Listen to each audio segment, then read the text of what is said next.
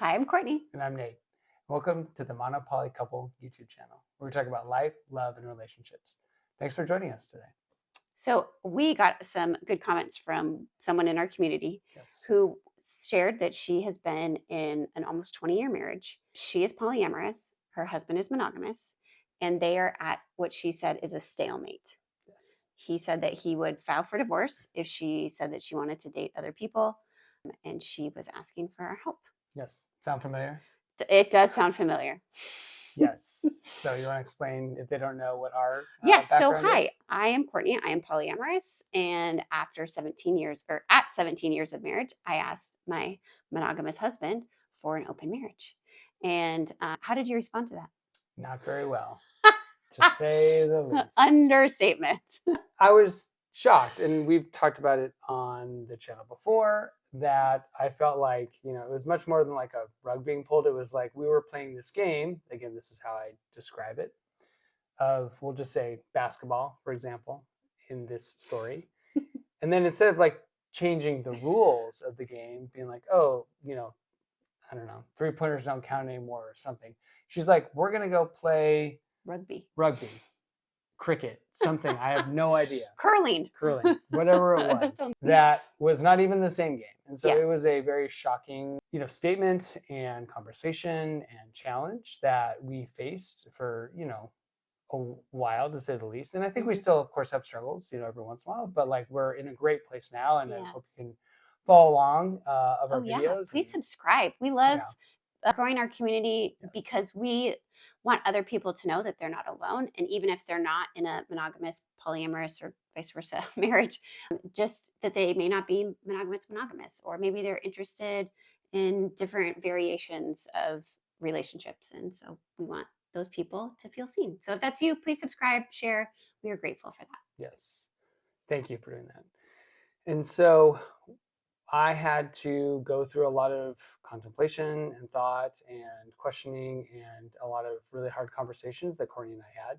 She provided me with some podcasts and some interviews.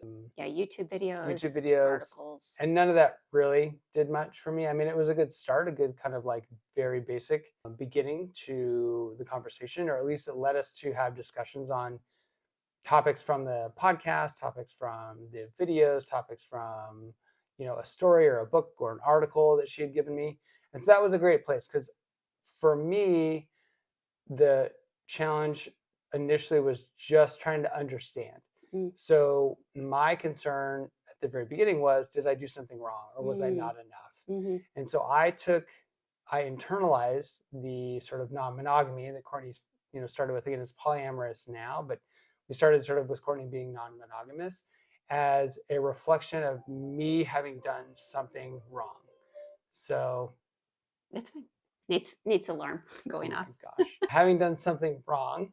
So I internalized what Courtney had, said, and I took it as that I personally had affronted her, or I was not enough, or that there was something wrong with me or our marriage, rather than it being an orientation or who Courtney is. Yeah. So that's how I started off. And that was really, really hard, because then it made me feel inadequate, made me feel like all the things that society judges men primarily as being. And that's where I began, we began our conversation. And so that then prompted these discussions. And as we discussed more, I learned that it was significantly less about me and more about who Courtney was. And we consider Courtney and her polyamory to be, her orientation. So she was born like this.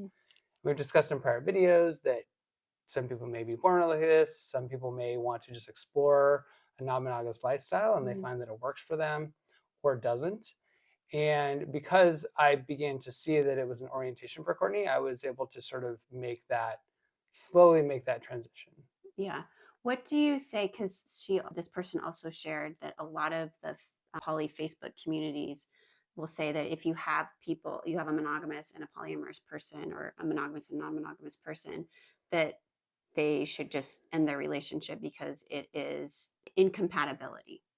What do you think of that? I mean, we are, I guess, the antithesis of that, right? I'm sorry, the opposite of that, not the antithesis, the opposite of that. We have made it work, and it works for us. So it doesn't mean that everyone fits into the same box, the same mold, the But same why do you think pattern. it works for us? I Like, think how it did we make it works. work? So I began to make it work because I saw that Courtney, when she began to explore non-monogamy, even if that was just discussing it or we were having conversations about it, not even her dating anybody else or even talking with anybody else, that she was so much better as a person. She was fulfilled and complete more than I had seen her in many years. And I transitioned to realize that, like, it again wasn't about me. This is who she is, and I wanted to support her through this journey. It has not been easy, like I said, but man, we are better than we've ever been in 20 plus years of being married. And that's because I saw her as a true, authentic person living her true, authentic life. And it made me better, and it made our relationship better. It made our relationship with our children better. And that despite the struggles, it was completely worth it for us. Yeah. I think, I mean, so it's hard to give advice to somebody to say, just keep trying and maybe your partner will get on board and be supportive. Because I do know polyamorous people who are married to a monogamous person. They didn't realize they were polyamorous. They didn't feel safe to explore polyamory until later in life. And their monogamous partner is like, no, I'm out if that's what you are or what you want to do. And I think that if you have a partner that where your values are so fundamentally opposed that you feel like they are disrespecting you or you just see relationships so completely different, I think that it would be hard to overcome, whether that's through monogamy or polyamory or whatever. Yeah. So again, it may not work for everyone. Yeah. It works for us. Yeah, I think we know that monogamy doesn't work for everybody, right? Like there's a 50% divorce rate for monogamous marriages. Like, so there are lots of marriage advice out there on like how to keep the spark alive and how to have your partner be or your spouse be your best friend and like how to do all of these things. Right. And some people still they try that and it still doesn't work. And I think it's important to remember that not all relationships are meant to last forever. And just because a relationship ends doesn't mean it failed.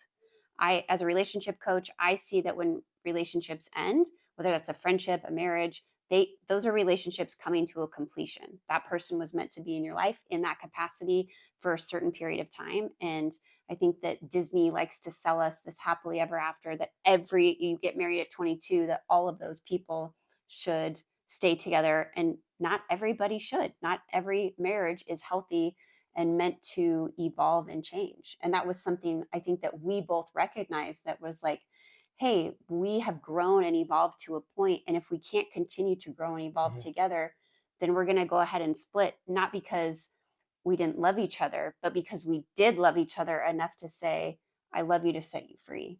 Yeah, totally agree. Right. So again, you're allowing that person to be themselves, and you have to trust that they're going to come home every night and want to be with you. And that goes both ways. It doesn't just work one way.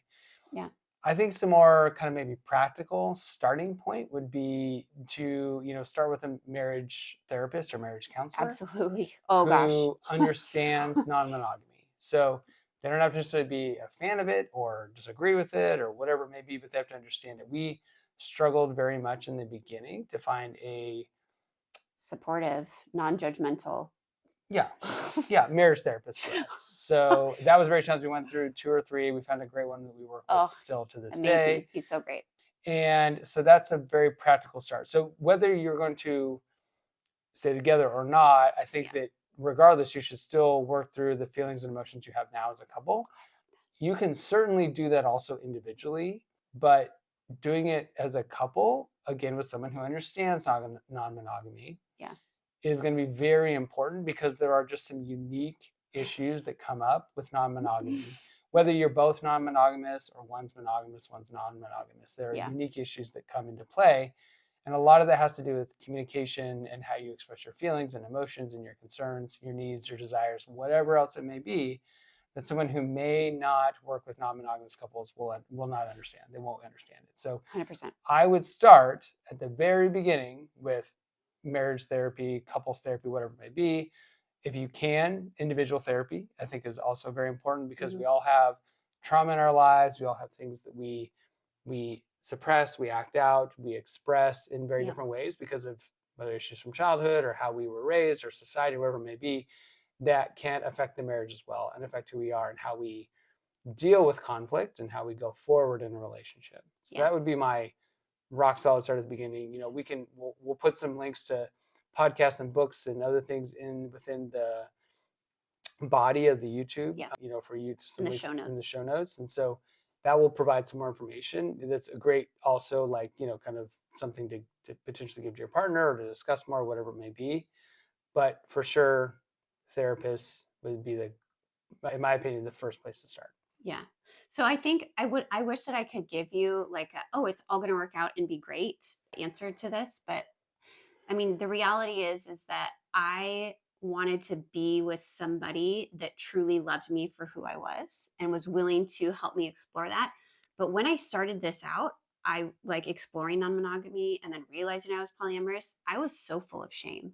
Like I was like, why can't I just be normal? Why can't I just be monogamous? Like, why can't I just be like the good wife that I had been for so long? And it was really Nate's uncertainty was really a reflection of my own insecurity. And the more secure I became in who I was, the more secure he became and was like, okay, like she's doing it. She's a woman of her word. She comes home, she communicates with me.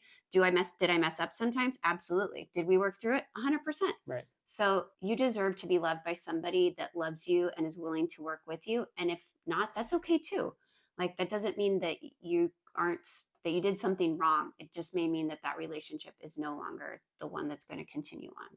Yeah. And again, we can offer some more practical advice. If you have other questions, anyone else can comment. We can try to give some more specific examples or concrete examples or make another video about this. But Yep. Again, I would start with individual therapy, marriage counseling and therapy. Inform yourself of what you either are non-monogamous, polyamorous, or somewhere in between, what that looks like for you. Mm-hmm. Try to explain it in an open, honest way. Know that your partner or your partner who may be monogamous is struggling. Mm-hmm. And so our therapists would frequently say, like, you got to kind of work at the pace of the person who's struggling the most and is the slowest to catch up. And that was me in our example.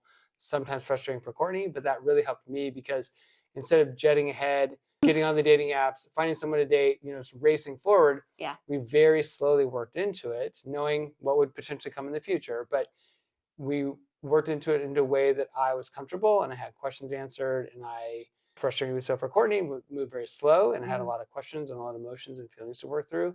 But once we did, it made it so much better that Courtney didn't just jump into a relationship right away. Yeah. We instead built up to that point. And so when she did start her having a relationship or a secondary partner or other partner, like I drove her to the place the first time because she had hurt her leg and couldn't drive. So we got to the point where like I was fully supporting her, as I continue to do now. But that took a long time. It didn't just happen overnight. So, yeah, let us know if you want to hear that story where Nate drove me to my first overnight date. Yeah, that might be a good separate video. Oh, it's a good one. Oh man. Okay. But yeah, and I think it's important that you go the speed of the slowest person, like you're saying, but as long as, because you didn't just stop. Sometimes you would kind of pause for a day or two, but then you kept making movement, even though sometimes it was like the pace of a snail. Yeah. But I see a lot of couples where the monogamous person is not interested in making progress. There's no movement, and I think that is unfair. Yeah. So, okay, that is all we have for today. Thank you for joining us. Yes. And if you have any questions, comments, or want to hear about the story, let us know. Yeah, it's a good one. So. And as we always say, can't stop, won't stop. No, can't stop. Dang it. Ready? Can't stop, won't stop. Thanks for joining us. Bye.